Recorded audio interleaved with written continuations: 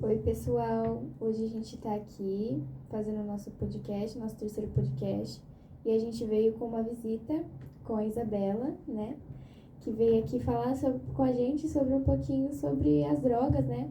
Como que afeta o corpo humano, quais são os danos causados. E aí a gente tá aqui com ela, né, Isa? Tudo Oi, bem? Tudo bem. Você quer falar um pouquinho sobre você pra gente, por favor? Claro, obrigada pelo convite. De nada. Meu nome é Isabela, eu sou enfermeira de profissão, né? Sou mestre em saúde pública pela Universidade de São Paulo e atualmente eu dou aula aqui no Senac, no técnico de enfermagem. Nossa, que legal. A gente pode fazer umas perguntinhas pra você Com certeza. sobre drogas? Tá bom. Pode falar, Eduardo.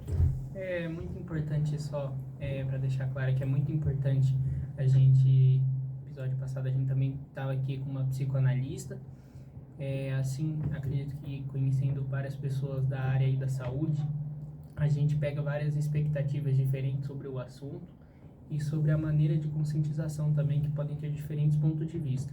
Primeiro pergunta, o que são drogas e como elas podem ser classificadas? Eu acho que antes da gente começar a falar sobre o assunto, né, de drogadição, uso de substância, eu acho que é importante falar o que a gente tem mais de complicado para o avanço dessas conversas, né, que é o quanto as pessoas têm preconceito com quem já tem a dependência química, né? Então, por exemplo, quando a gente pensa, né, numa pessoa, quando a gente fala, o que vem na cabeça de vocês quando a gente fala, dependente químico, viciado, o que vem na cabeça de vocês? Vem uma visão ruim. Uma visão ruim, né? Então, o que tem na mídia, por exemplo? As pessoas que têm característica de zumbi, né, que são pessoas em situação de rua, pessoas que são taxadas como vagabundas, que não, desculpa o termo, né? Mas que são vagabundas, que não querem trabalhar, que estão ali porque querem, porque escolheram esse caminho, né? Então, antes da gente começar qualquer discussão, né, sobre o assunto, é importante a gente falar e desmistificar tudo isso. Usuários de droga, pessoas com dependência química, são pessoas que estão no nosso convívio, que trabalham com a gente, que estudam com a gente, dentro da nossa casa, né? Então, são pessoas que conseguem, às vezes, né, estar ativamente na vida social. Então, é importante começar esse assunto já desmistificando o que a gente tem de imagem de uma pessoa que é dependente químico. Então, é assim que eu queria começar. Sobre o que são drogas, né? Como a gente classifica uma droga, para ser droga? É toda substância, seja ela farmacológica ou não, um fármaco, né, um remédio ou não, que causam alguma alteração na nossa psique. Então, alteração de humor, de comportamento, tá? Então, qualquer substância que causa alteração. Tá Sem bom? contar a dependência também, né? E dependência. O que elas têm em comum? Causam dependência, né? E aí, elas são divididas, né? Eu não sei se vocês já ouviram falar, mas entre substâncias lícitas e ilícitas, né? Então, o que é lícito? Lícito é algo que é vendido perante a lei. Então, pode ser vendido, né? E ilícito não pode ser vendido, pelo menos aqui no Brasil, né? E aí, o que é lícito, né? A gente tem, por exemplo, o álcool. O álcool é uma droga psicoativa, que a gente chama, ou seja, mexe com a nossa psique, e é uma droga lícita, ou Também seja... pode causar dependência. Muita, né? Então, é a droga mais acessível que a gente tem. Então, por exemplo, a gente tem o barrilzinho, né, de corote, né? O barrilzinho de corote custa R$2. Quanto custa crack? Uma pedra de crack, né? R$20, R$10. Então, é muito mais caro do que ter o álcool. E o álcool, ele é socialmente aceito pela cultura, né? Sim. Então, hoje o maior uso de drogas que a gente tem na sociedade, pelo menos no Brasil, é o álcool, tá? Então, tem uma pesquisa que fala que os usuários da Cracolândia, né? Olha, o nome já fala, Cracolândia, que são as pessoas em vulnerabilidade social, que estão em situação de rua, mas a maioria usa álcool, porque é muito mais fácil de se obter, tá? O álcool pode vender em qualquer esquina, Exatamente. é um fácil acesso. Fácil acesso por ser lícito e por ser muito barato, tá? Você acha considerável também o celular um tipo de droga, assim? Então, aí que vem a diferença, né? O celular, a cafeína, né? Eles causam dependência, certo? Compulsão de uso, mas eles não são drogas porque não mexem com o comportamento psíquico, entendeu? Uhum. Então é isso. Tem outras substâncias que não são drogas, mas causam dependência. O açúcar, né? O açúcar não causa dependência depois do almoço. Comer um docinho, Sim, né? com certeza. Então, é isso, a diferença é essa, tá? Que então, drogas ou substâncias psicoativas mexem com a psique da pessoa, tá? Então, essa é a droga lícita, né, mais famosa, que é o álcool, mas a gente tem o tabaco, né, o cigarro. E aí a gente tem também as drogas ilícitas, que é a droga que a gente tem mais preconceito, qual que é? Que é ilícita. Crack, Sim. crack, cocaína, né? Então essas duas drogas, elas vêm da mesma planta, que é a coca. Então é uma droga natural, tá? Então o crack e a cocaína são drogas naturais porque vêm de uma planta, e essa planta chama coca. E aí o crack e a cocaína, né, as pessoas têm muito preconceito. Então, usa crack, usa cocaína, vixe, vai ser Você acha que, tipo assim, a partir do momento que uma pessoa começa a usar esses tipos de droga, elas vão passar uma visão ruim? Então, a visão ruim que elas vão passar, na verdade, é uma visão que a sociedade tem perante a isso, entendeu? É um pensamento estereotipado da Exato. sociedade, né? Muito bem falado. Estereótipos, né? É o que a gente chama de juízo moral. A gente vê uma pessoa que é viciada em qualquer substância, principalmente cocaína e crack, e atribui a ela um juízo moral.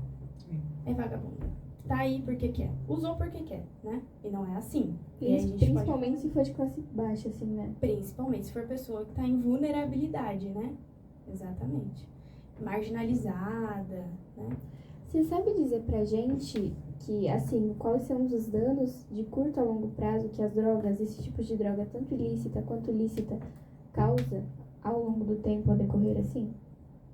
Você fala os danos no corpo, né? Então, por exemplo, ó, o que o Drauzio Varela fala muito, que é o seguinte, a maioria dos jovens, né? O que os jovens querem experimentar, né? Eles querem fazer o uso para experimentar, para ver como é. E aí, qual que é o problema do uso de qualquer uma dessas substâncias? Então, voltando, né? Então, drogas lícitas, crack ilícita, né? Crack, cocaína, maconha, LSD, êxtase, né? Que são drogas que mexem com a psique, que deixa a pessoa agitada ou deixa a pessoa mais calma, que vão mexer com o nosso sistema cardiovascular, que podem causar parada cardíaca, né? Dentre outras coisas. Então, qual que é o problema de usar isso na adolescência? Então, entre os 13 e 17 anos, a gente não tem uma parte do nosso cérebro que fica no lobo frontal, então bem aqui na frente. Eu sei qual que é. É o Vortex, eu não sei qual que é. Isso mesmo. É esse? Esse mesmo. Então, o adolescente, então a pessoa, né, que está entre 13 e 17 anos, ela não tem essa parte do cérebro desenvolvida ainda, por questão científica, né? Então, não tem desenvolvimento ainda nessa idade. Só vai terminar de desenvolver depois. E aí, quando que a pessoa vai querer experimentar? É nessa idade, tá? Então, vai experimentar. Pode ser ou não que ela vicie nessa droga, tá? E aí, qual que é o problema disso?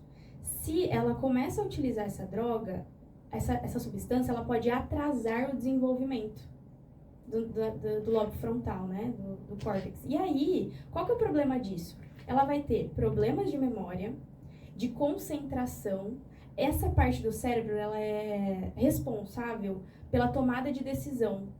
Então, por exemplo, quando eu vejo uma coisa certa ou errada, eu sei distinguir o que é certo, o que é errado, ou o que não é legal do que é legal, graças a esse desenvolvimento. E aí, o uso dessa substância, ele trava o desenvolvimento, retarda, e você nunca mais vai ter o desenvolvimento dessa parte do cérebro. É como se o cérebro começasse a se degrair, né? Pode assim, ser, né? Eles falam, vai queimar o neurônio, né? É isso. E falando sobre dependência química, assim, a dependência química, ela dá alguns sinais de alerta? Como que é? Como ela aparece do nada? Perfeito. Então, assim, ó, o que a gente tem de... O que é uma dependência química? Dependência química é compulsão. Então, a partir do momento que eu uso uma droga, seja qual for, tem algumas drogas, a gente estava falando disso, tem algumas drogas que causam muito mais dependência do que outras, de imediato. Então, Sim. vai ser no primeiro uso que eu vou ter dependência? Pode ser que sim, as chances aumentam para cada droga. Mas todas causam compulsão. Então, por exemplo, a maconha, né? A maconha, se eu não me engano, então, de 1 a cada 9 pessoas que usam a maconha vão ficar viciadas. Vão ter compulsão. Então, dependência química é compulsão, tá? E aí, quais são os sinais de alerta da compulsão? Então, primeira coisa que a gente tem, que a maioria dos dependentes químicos tem, né, é a sensação de controle. Então, começa utilizando e falando, não, eu tô no controle, eu uso quando eu quero. Utilizando conscientemente. Exatamente, isso. Ou uso consciente ou uso recreativo, né? Tem várias formas que a gente pode utilizar, mas é como se eu estivesse no controle de tudo. Mas até eu não tá mais. Nenhuma droga a gente tem controle total, porque ela depende muito dos meus fatores de vida naquele momento. A gente estava até falando sobre isso, então, como eu estou com a minha vida neste momento, que não está causando dependência, mas isso pode mudar de um dia para o outro, certo? Então, a primeira coisa, o sinal de alerta é quando eu acho que eu estou no controle. O segundo sinal de alerta, que é muito importante, é o seguinte: eu preciso desta substância X, qualquer uma dessas que a gente citou, para trabalhar. Então, para eu me desenvolver bem no meu trabalho, eu preciso utilizar essa substância. Ou, para eu me relacionar, para eu estar com meus amigos, para eu me divertir com eles, eu preciso usar essa substância. Entende? Que eu uso como... Tenta usar uma justificativa. Isso mesmo. Então, é uma justificativa e que gera compulsão, entendeu? Então, eu não consigo fazer coisas diárias da minha vida, por exemplo, dormir. Eu uso maconha, eu uso cannabis pra dormir, porque eu durmo melhor. Você tá usando cannabis todos os dias pra dormir, que é um hábito que seria natural. Você gera uma dependência. Então, esses são sinais de alerta. Primeiro, achar que está no controle. E o segundo é você utilizar isso pra qualquer coisa que você for fazer na vida. Então, e hoje na sociedade, né, gente? A gente tem muita pressão. Vocês jovens, né, tem pressão de se formar, tem pressão de achar uma profissão, tem pressão de se dar bem nas matérias. Os adultos têm pressão de trabalhar, tem pressão de sustentar a casa, tem pressão de compra, né? Então é meio que uma válvula de escape, assim, né? Perfeito. E tem muita gente que usa a droga como válvula de escape. E aí a gente olha pra pessoa que tá lá. Vamos pensar, né? A gente começou falando do morador de rua, das pessoas em vulnerabilidade. Você acha que a pessoa começou a utilizar a droga achando que ela ia estar lá, naquela situação? Não, ela começou a utilizar essa substância para isso, como válvula de escape, para não pensar nos problemas, entendeu?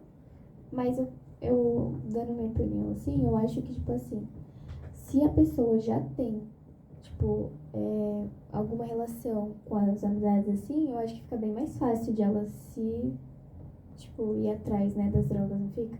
Exatamente. Então, sabe o que uma das coisas que facilita o jovem, a pessoa usar a droga a primeira vez, é o acesso à droga.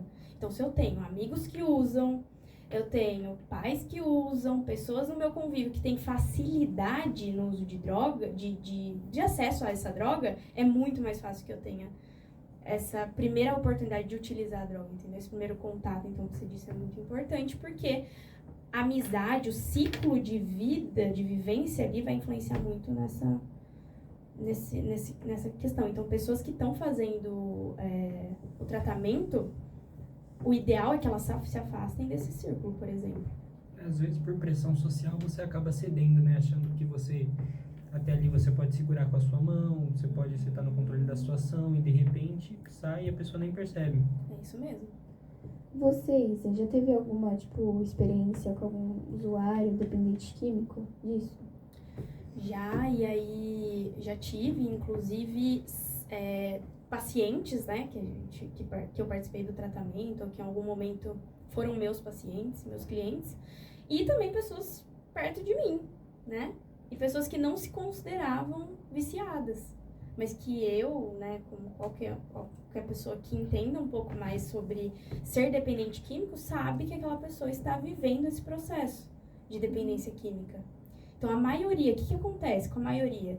Tem problemas psicológicos maltratados, que não trata, que não vê. Às vezes a pessoa não vê que ela tem algum problema para ser desenvolvido, para ir no psicólogo, para conversar sobre isso, né? E aí, o que acontece? Essa pessoa utiliza a droga como válvula de escape, entendeu? Então, a maioria que eu conhecia era por conta de problemas psicológicos que não foram tratados e a droga, inconscientemente, a pessoa utilizava como válvula de escape. Uma pergunta sobre essas pessoas que você já conheceu, assim, que foram dependentes químicos. Você conheceu alguma pessoa que conseguiu deixar de ser dependente químico? Sim. Então, eu trouxe um Instagram de 2 pessoas aqui que eu acompanho, que são pessoas que saíram da dependência química e elas foram pro Instagram fazer, se tornaram, como fala? Influencer. Legal. E aí elas se tornaram influencer, então elas contam do dia a dia, como é difícil, porque assim, né, gente, não tem cura. Sim. A dependência química, eu posso não ser um usuário.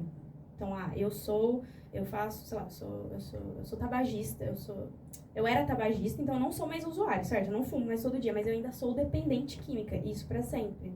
Então, essas pessoas saíram, não são mais usuárias, mas são dependentes químicas, e elas mostram no Instagram delas como é viver todo dia tendo que negar a tentação. Certo. E que é uma luta, não é fácil, né? Mas que existe tratamento, que existe acompanhamento, e que existe acompanhamento e tratamento de graça pelo SUS. Entendeu? Então, essa pessoa não tá desamparada. Aí eu posso passar o Instagram? Pode. Ó, se vocês quiserem até ver, chama Regis Adriano.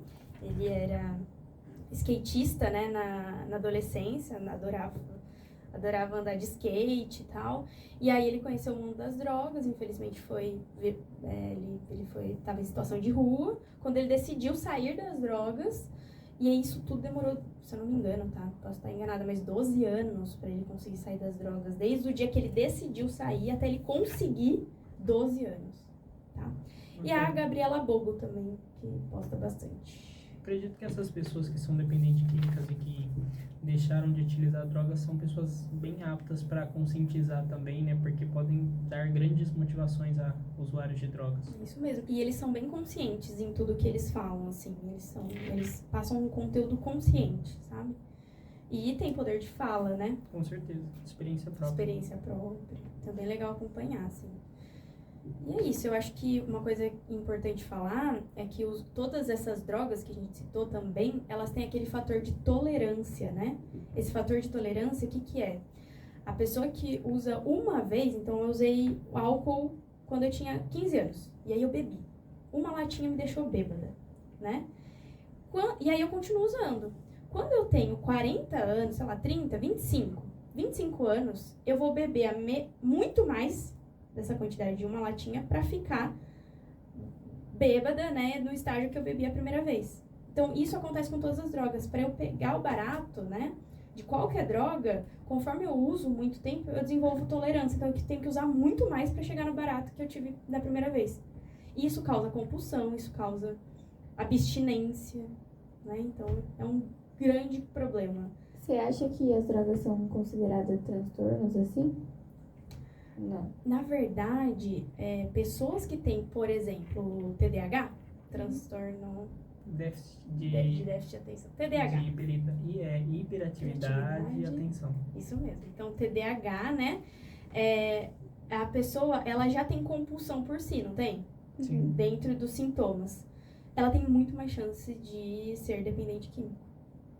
Então, se ela usa uma vez essa substância, ela tem muito mais chances de se tornar uma dependente química. E às vezes a válvula de escape também que a gente comentou é um pouco maior para essas pessoas, né? Exatamente. Então, essa pessoa, ela já tem como um sintoma, né, ser compulsivo. E aí, o que ela vai fazer? Utilizar como válvula de escape, e aí ela vai tornar compulsivo na dependência química, no uso dessa substância, né?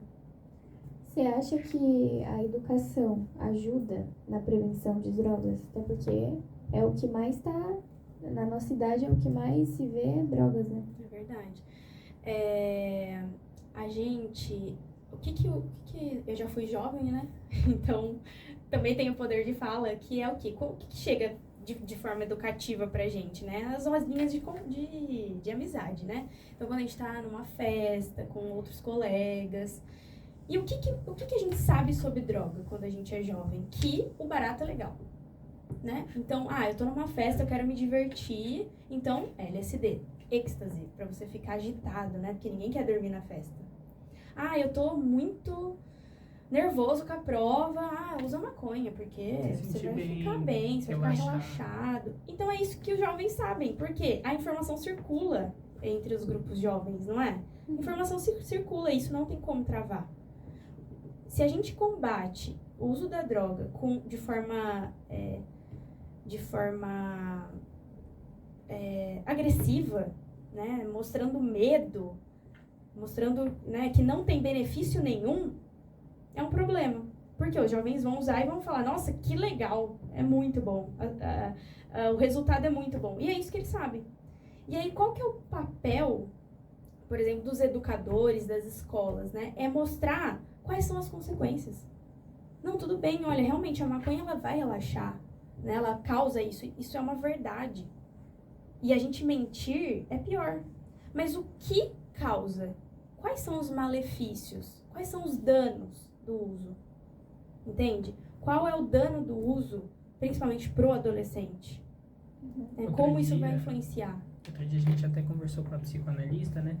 E ela até falou assim também com a gente, que às vezes na conscientização, na maneira em que a gente tenta conscientizar, a gente foca muito nas consequências, e quando um amigo seu, ou como você falou de pressão social, ou qualquer colega chega até você oferecendo para você, experimenta isso aqui, ele vai falar que é bom, e você vai ver que é bom, você vai sentir que a conscientização que você teve lá atrás, que é incorreta por conta das consequências, você vai sentir que aquilo não valia de nada, que porque mentira. você vivenciou uma experiência boa quando você utilizou aquilo. Exatamente. A gente tenta focar mais na conscientização com redução de danos. Isso, eu queria falar disso também. É falar o que o jovem vai sentir de bom, aquela sensação temporária que vai parecer legal para ele na hora, quando ele usar ali, mas o que pode acontecer depois também a longo prazo. Exatamente. E é esse tipo de educação que a gente precisa, né?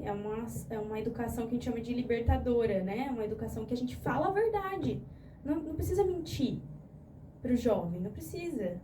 Né? É importante a gente falar que esse discurso vai existir, de olha, usa isso porque vai ser legal pra você nesse momento.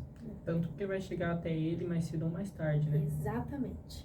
A circulação da droga ela não vai parar, entende? Uhum. E aí, você falou muito legal, você disse que uma das medidas educativas que a gente tem pro uso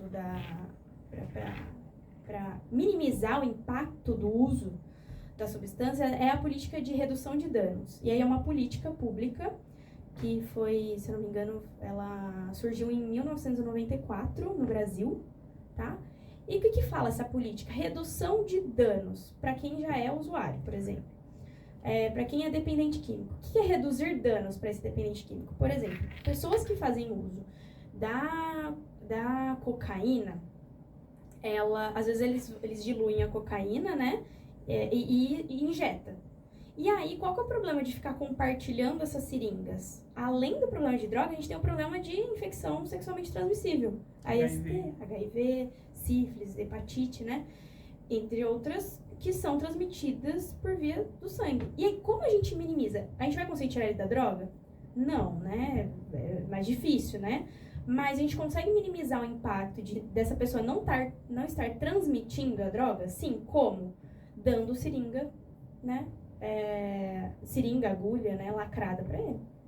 Mas tá incentivando o uso da droga. Não, tá incentivando o uso da droga. Não, né? A gente tá diminuindo o impacto que ele já vai usar. Sim.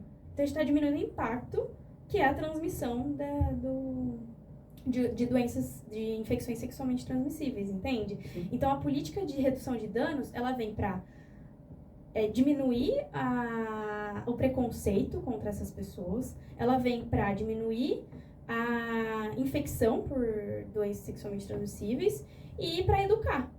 Para educar quem? Para educar esse usuário, falando que tem tratamento no SUS, falando que tem, né, outras medicações, por exemplo, a metadona, já ouviram falar? A metadona é um medicamento utilizado para as pessoas que têm dependência química e estão saindo dessa dependência. Imagina uma pessoa que utiliza, sei lá, maconha todo dia, e a gente tira essa maconha. O que ela vai ter? Abstinência? Ela vai sofrer. O que é melhor, ter abstinência ou sofrer com os impactos da droga? Sofrer com os impactos da droga, né? Sim. E aí, a metadona, o que ela faz? É uma medicação que vai tirar, né, essa sensação de abstinência, então vai tirar as drogas aos poucos, tá? Então é isso. Então a política de redução de danos, ela é muito importante para a educação. Bom, Isa, então, assim, como você já tem experiência na enfermagem, assim, né? Já tem bastante carreira, assim. Pra você, qual que é o papel da enfermagem na conscientização sobre as drogas, assim? Então, a política de redução de danos, né? Então, a implementação dessa política, ela é importante. Então, aqui no Senac, por exemplo, os alunos, eles são na UC6, que é de saúde mental, né? Eles são ensinados sobre as políticas, de como os dependentes químicos sofrem, né? Com outras doenças da psique, né? Então, a implementação dessa política de redução de danos, a educação, né? Então, a educação dessas pessoas, né, que estão aí procurando por ajuda e que os profissionais, eles podem mostrar o caminho, né, que essas pessoas podem seguir. Por exemplo, a gente tem as unidades básicas de saúde, né, então todo bairro tem a atenção primária à saúde, os postinhos, que a gente chama, né? Então, ali a pessoa pode receber o tratamento, e é importante que os nossos alunos, que os profissionais de informação saibam, né, orientar. A gente tem o CRAS, né, que é de assistência social. A gente tem também esqueci o nome. Dá pra cortar? O SUS? Dá? Não. Não. Calma aí, gente, esqueci o nome. Tá anotado aí? Tá. Em algum lugar. A gente corta. Lembrei. Deixa. Então vai. Pode voltar? Onde que eu parei mesmo? Então a gente tem O CRAS. o CRAS de assistência social, Certo. e a gente tem o CAPS. Aqui em Araraquara é o CAPS AD, né? Que faz o acompanhamento dessa pessoa com dependência química. Eu acho que é muito essencial, assim, o CAPS, porque, igual você estava falando no começo, a maioria das pessoas de rua, tipo assim, que moram em rua, que não tem uma estrutura assim, a origem tem a ver com drogas. Então, é um grande auxílio, assim, eu acho que para as pessoas, né? De rua, de problemas psicológicos. Exatamente. E às vezes a pessoa não consegue abandonar essa dependência química sem um auxílio social, né? De um sistema, e a gente tem isso.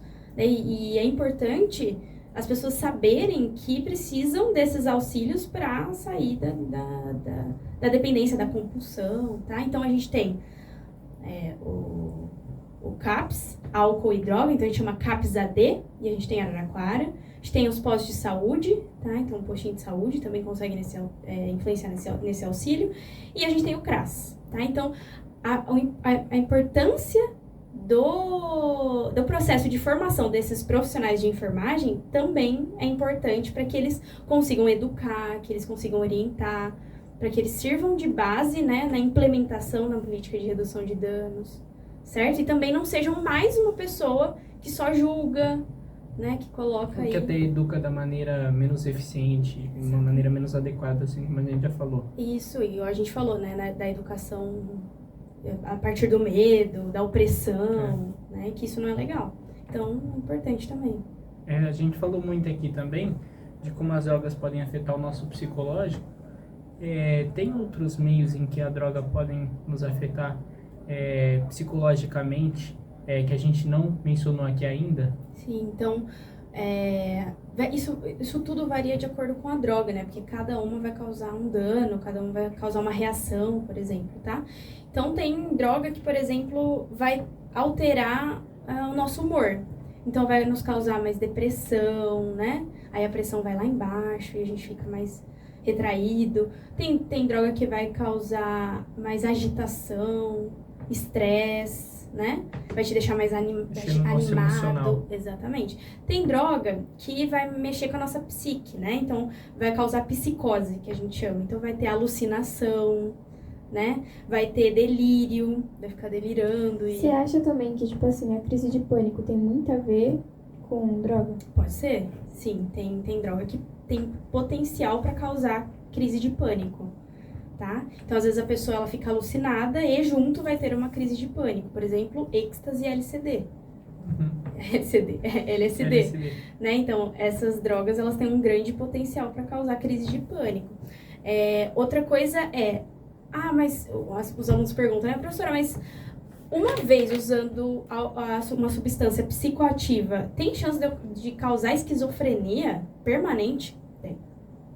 Então, Permanente, assim? Permanente. Então, se a pessoa tem, por exemplo, na genética, alguma doença desse caráter, então, a chance dela desenvolver esquizofrenia em uma dose, utilizando uma vez, é muito grande. É de acordo com o organismo. Exatamente, com a genética, principalmente. Mas isso seria independentemente da idade, assim. Independentemente da idade. E aí a gente pode também falar aqui sobre qual o fator. Então, por exemplo, por que eu uso maconha e meu amigo usou maconha e eu fiquei viciado? Eu fiquei com compulsão.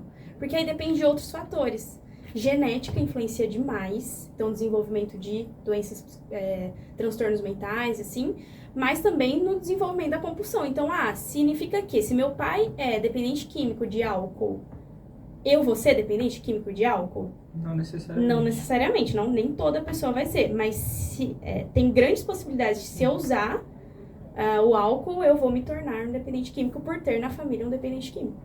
Então, é fator genético. Tem uma pergunta boba, assim, que eu queria fazer. Mas, tipo Nenhuma assim, pergunta é boba. às vezes eu vejo vídeo, tipo assim, falando sobre... tipo assim, às vezes a pessoa tá lá no banco de trás do carro e aí ela vai, exemplo, encher o tanque de gasolina. E aí, às vezes, ela gosta desse cheiro. Você acha que isso tem alguma... Nenhuma influência, né? Não. Ah, tá. Também gosto do cheiro, mas sabe, não porque, vem. tipo, às vezes tem gente que fala assim, você pode ter genética, assim, pra poder usar a droga, entendeu? Ter Sim. mais facilidade, assim, a recorrer ao uso de droga. Sim, e eu já vi isso também, mas não tem ligação direta. Assim. Porque por conta do cheiro, né? Eu já ouvi falar isso também. E é isso, então, tem outros fatores que levam a pessoa... Qual que é a diferença, né? Para eu ter desenvolvido a compulsão e meu colega não. Então, fator genético, a idade que você começou a ingerir. Então, se eu começo a ingerir entre meus 13 e 17 anos, a chance de eu me tornar compulsivo, dependente químico, gente, é muito grande, tá? Então, a idade que eu comecei, genética, então se eu já tenho isso na minha genética. Outra coisa é fator psicológico, então se eu tô passando por uma depressão, ansiedade, algum fator psicológico e eu utilizo a droga, a chance de eu desenvolver compulsão é muito grande, tá? E o que a gente já falou que é o acesso à droga. Então, se eu tenho mais acesso à droga, a chance de eu me tornar compulsivo e dependente químico é muito grande. Então, voltando lá para os fatores psicológicos que pode causar na mente, outra coisa e que acontece muito com quase todas as drogas, é a perda da memória. Tá? Então, muita gente fala, eu sou usuário de maconha faz 15 anos e eu tenho TDAH. Pode ser que não, pode ser que você só atrapalhou o desenvolvimento cerebral Sim. mesmo, entendeu? E às vezes o TDAH tá na moda aí, mas a galera não tá se diagnosticando, a galera tá se diagnosticando, não tá tendo laudo médico, né? Sim. Então, é isso, elas atrapalham em muito o desenvolvimento, principalmente cerebral, mas não só, cardiovascular também, então, chance de parada cardíaca é muito grande. Você falou de pessoas depressivas, só uma pergunta. Você acha que uma pessoa, por exemplo, que é diagnosticada com depressão, tem uma depressão ali e vai começar a usar uma droga, ela tem maior chance também de ser uma pessoa dependente química? Sim, porque a droga, o que ela vai fazer com essa pessoa, né, que tá com depressão? Vai sanar o problema dela na hora, ali. E aí ela desenvolve compulsão e dependência por conta disso, né? Pela sensação que ela tá causando naquele momento. Entende? É a mesma coisa da pessoa que tem ansiedade, TDAH, entende? A Então, pessoa às vezes acha, por exemplo, na maconha, que a pessoa pensa assim, como a maconha sendo o melhor remédio para depressão dela. exatamente. E aí a gente tem até uma pauta que está em discussão, que é o uso da maconha como medicinal, né? Que é o THC, né? Que tem dentro da cannabis. Então, aí sim, aí a gente está falando de controle médico, de prescrição médica, de algo controlado, algo medicinal, né? Daí tudo bem. Sim. Então, mas a maconha ainda é uma substância psicoativa que mexe com o comportamento, que causa problemas a longo prazo, que causa dependência, que causa compulsão, entende? Então, não dá pra gente minimizar esses efeitos que tem essas substâncias, entendeu? Mesmo que, mas é pro uso de uma pessoa que tem depressão, mas tá sanando o problema dela agora, mas e quais são os resultados a longo prazo, entendeu? Certo. Um fator assim do THC que tem na cannabis, Sim. Se ele é utilizado para uso medicinal, ainda assim existe a possibilidade da pessoa criar uma dependência ou um vício por aquilo? Exatamente. Então, uma curiosidade é que, por exemplo, essa substância, a cannabis, ela está sendo utilizada como uma forma medicinal, mas tem outras que causam dependência e são consideradas drogas, assim como a cannabis, né? Que é, por exemplo, a morfina. A morfina, gente, causa uma dependência muito grande. Sim. Então, qual que é a diferença disso, das medicinais, para as drogas listas e listas que a gente tem aí, maconha, crack, né? A diferença é que o médico é sob prescrição médica e a pessoa toma as doses de forma controlada, entende? Ela vai comprar de forma controlada, ela vai tomar de forma controlada, regulamentada, entendeu? Desculpa atrapalhar, mas a morfina, assim, ela é um tipo de droga, né? Ela é um fármaco. É um fármaco. Então é um medicamento, mas que é droga. Por quê? Causa alteração na psique. Entendem? Então, sim, esse composto de THC da maconha medicinal é sim considerada droga, assim como temos outros fármacos, medicamentos que são considerados droga. Entende? Certo, sim. É isso. E de opções também de tratamento para dependência química, além das que a gente já citou também, você lembra de alguma outra? Olha, é muito importante falar de tratamento, então a gente já falou que não tem cura, né? Certo. Então a pessoa, ela pode não ser mais um usuário, mas ele é para sempre dependente químico e vai ter que lutar com isso, né? Sempre. Então a primeira coisa, para uma pessoa buscar o tratamento, isso precisa ser de forma voluntária. Então o que é ser de forma voluntária? A pessoa precisa entender e querer buscar o tratamento. A conscientização não vai bater na porta da pessoa e levar ela embora, né? Basta a pessoa querer, a pessoa tem que querer mudar ali o estilo de vida, se acostumar com ir largando aquilo aos poucos também e parar de procurar aquilo a dependência que ela tem, às vezes até emocional, parar de tentar procurar nas drogas. Exatamente, é exatamente isso que você falou. E aí essa pessoa, ela precisa compreender, né, os motivos que fizeram ela entrar nesse vício. E para ela compreender isso, ela precisa entender que é um problema, né? Porque tem gente, por exemplo, que estão no nosso convívio, que utilizam, um exemplo, tá? O álcool e que acham que tá tudo bem. Essa pessoa, ela vai conseguir fazer o tratamento achando que tá tudo bem? Não, porque ela não faz sentido para ela. Para ela tá tudo bem. Não tem o sentimento dela em que mudar aquilo. Exatamente. Então, primeira coisa, para buscar o tratamento precisa ser voluntário. Tá? Certo. E aí de opções de tratamento, a gente tem tratamento farmacológico, que é, por exemplo, o uso da metadona, né? É um exemplo, mas tem outras medicações. Então, farmacológico, a pessoa precisa usar outras medicações para conseguir sair dessa dependência. Então, farmacológico, a gente tem grupos de apoio, de autoajuda, né? Então, por exemplo, no CAPS, o CAPS é formado por uma equipe multidisciplinar. O que isso significa? Temos enfermeiro, psicólogo, médico, nutricionista, tem até educador físico no CAPS. Então, por quê? Para conseguir ajudar essa pessoa em todo o âmbito da vida dela.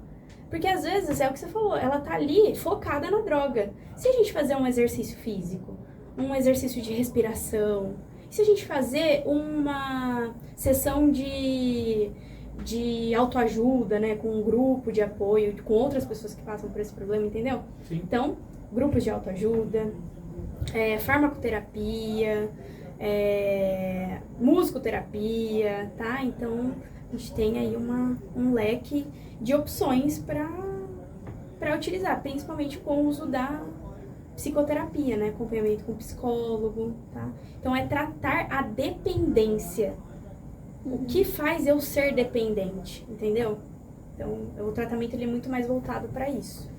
Isa, pra você, assim, como os fatores sociais e culturais influenciam, assim, no uso de drogas, assim? E a gente falou, né, que é basicamente o que? A pressão social e o quanto a cultura daquela sociedade aceita aquele uso, né? Então, desculpa te interromper. Fica tranquilo. Você acha que a estrutura social também leva bastante em conta, né? Tipo, se uma diferença entre uma pessoa rica e uma pessoa pobre. Exatamente. E aí, vamos pensar sobre isso, né? Uma opinião de vocês, né? Daí vocês fiquem à vontade. Vocês acham que uma pessoa pobre tem mais acesso à droga do que uma pessoa rica? Eu acho. Você acha?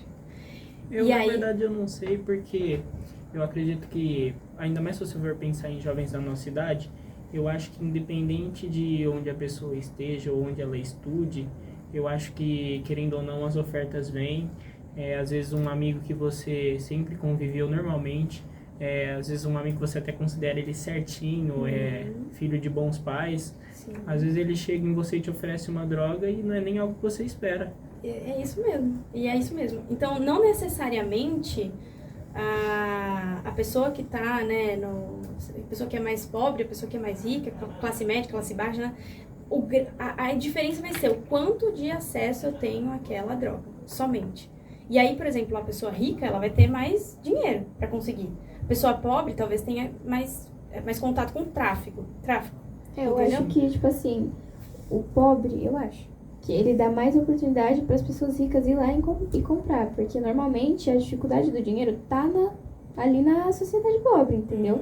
Na classe baixa. E aí a gente tá fazendo um juízo de valor aí, tá? Então, por exemplo, isso é coisa imaginativa, né? Então a gente não tem dados que falem exatamente isso. Mas a pessoa que tá marginalizada, vamos pensar assim, tá? Então, não necessariamente o pobre, mas a pessoa que está marginalizada, onde está o tráfico? Tá nas margens, né? E aí das margens vem para os grandes centros. Então, por isso que a pessoa tem mais acesso ao traficante e às drogas. Porém, a pessoa que tem mais dinheiro, ou a pessoa que tem dinheiro, ela tem poder de compra. Mais poder aquisitivo. Então, independente se a pessoa é rica, pobre, né? O que diferencia essas pessoas da pessoa que é marginalizada da pessoa que tem mais poder de compra? Os efeitos dessa droga na vida. Entende? Então, qual efeito a pessoa que é mais marginalizada tem sobre as drogas, por exemplo? Às vezes ela não tem contato com a família, né?